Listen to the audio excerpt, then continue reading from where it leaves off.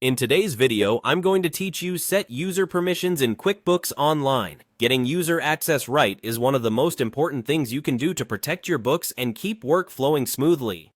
Permissions make sure each person sees only what they need and nothing more. Let's walk through the exact path in QuickBooks Online and talk about how to choose the role that fits.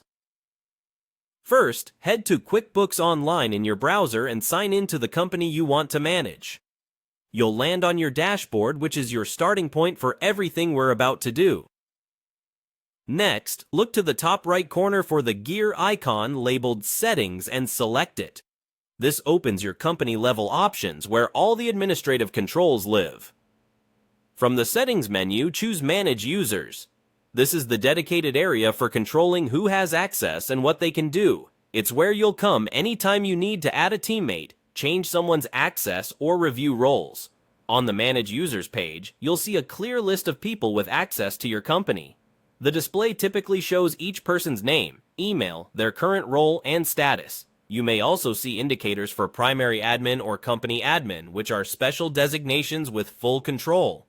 Take a moment to scan this list so you understand who's in your file today and what level of access they currently have.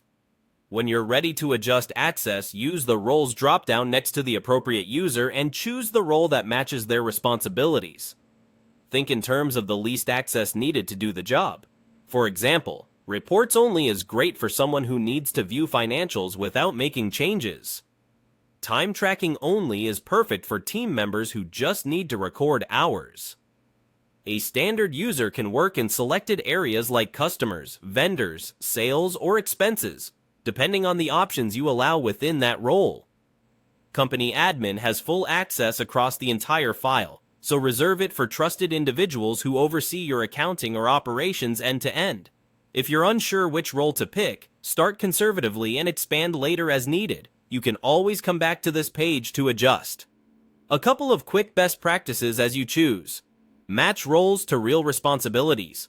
Avoid sharing logins to keep your audit trail clean. And remember that changes typically apply the next time the user signs in.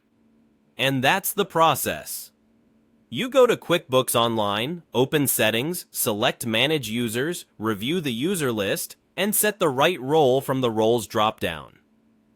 With the correct permissions in place, your data stays secure and your team stays productive.